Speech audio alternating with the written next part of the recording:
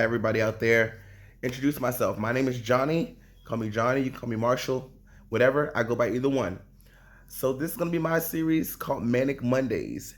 Manic Monday is basically me documenting my life and what I go through as a bipolar person.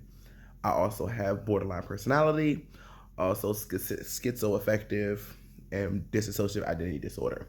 So during my YouTube episodes, I'm pretty much going to talk about what I go through, what I've gone through, the medications I'm on, my doctor visits. Well, obviously, I can't go into all details with my doctor visits, but I kind of can because I'm not breaking any laws. Um, about just pretty much what I go through as a bipolar person. I know there's a lot of people who can possibly relate to a lot of things that I talk about. Um, a lot of things that what I learned in my own research, I've learned a lot of them are more borderline personality issues and not directly bipolar issues. Um, I have tried over and over to record the perfect episode. I've been trying to get the first perfect episode. I had this entire setup for Manic Monday. Obviously, it's backwards, so you can't actually see it the way it should be forward, because my camera's flipped around. But I had a whole setup. I was gonna sit on a couch like a little therapist or something. Now you see my little cute little doggy. Look at her. um, but all of the tapes that I shot, it seems so scripted. It seems so fake. Um, I didn't want to come. I wanted to be. I just want to be real. I was trying to basically get the perfect episode. But there's no such thing as a perfect. Like, hold on. Sorry, trying to get some light. There we go. Um, there's no such. For me. I've been beating myself up trying to make this whole thing perfect. It can't necessarily be perfect because what is perfect?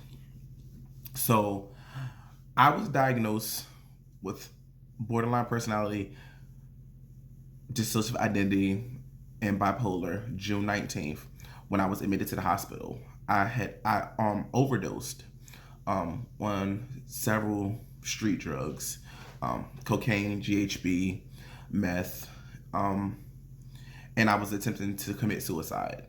That was my 16th attempt to try and kill myself. And I know you're thinking, or you might think, 16 times. Wow, that's crazy. How'd you feel that many times?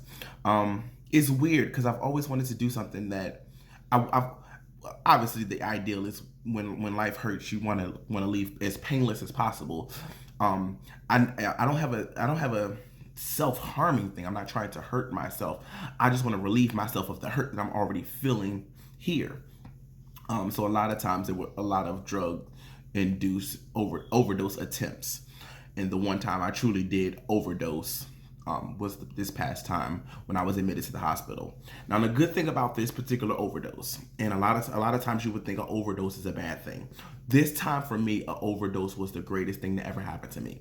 I have been fighting this demon within myself for so many years, and I didn't even know what it was. I just had so much going on, hearing voices, split personalities, and self-loathing to the highest denominator I could think of. And it got to a point where I was convincing myself that I didn't need to live anymore. And it was so weird because the voices in my head were telling every time an episode would occur on a rise or any event, and it would be like, you know how in the cartoons there's a good angel and a bad angel. It's like they were both bad angels on my shoulder saying, "Do it, do it, do it. You have nothing left to live for."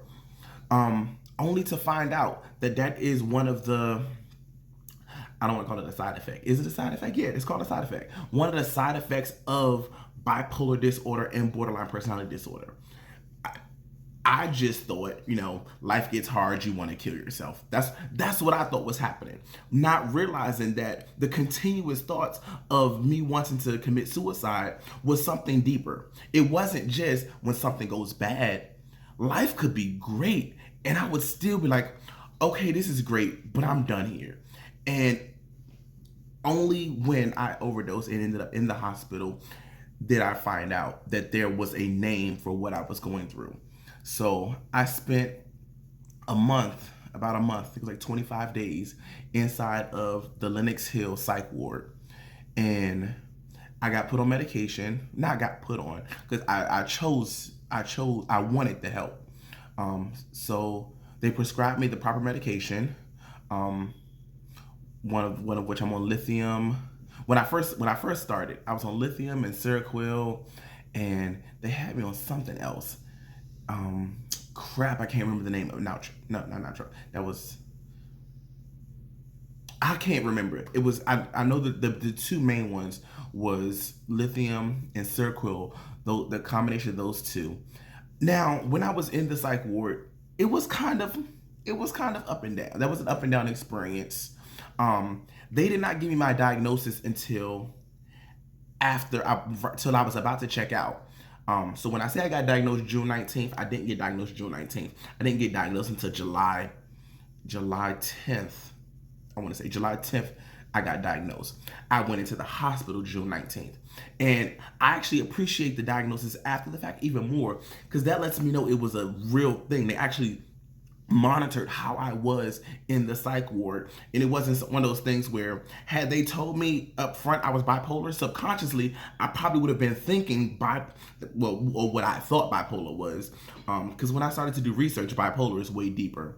But getting the diagnosis after the fact, as I was checking out, made me feel so much better. But then once I discharged, it made me feel so much worse. So from July 12th, I got out that Monday, and it's been a battle. It's been a battle readjusting to newly knowing the diagnosis that I have going on, having a name for what's going on inside my head and inside. And then I start to think about back in my past. Like, I won't say all the way back to my childhood, because I didn't think that far back. I do think that's where my first trauma came from, when my dad died when I was 9 years old. But I'm not throwing it all on, oh my gosh, my dad died, I became bipolar. Is it possible? Yes. There's no clue when it started, because I've been dealing with this for so long, and it's hard to pinpoint what's what. So, and it's like, how do I know what's a regular bad day? Like, just me having a regular bad day and bad thoughts, from having an episode. Like, some of my episodes are very, very distinct. I've done some off the wall things. I mean, I've literally forgone everywhere where I live, my job. I've emptied my bank account, borrowed money from people with no intention to pay it back, because I thought I was going to kill myself. Yeah, the rabbit hole has gone deep.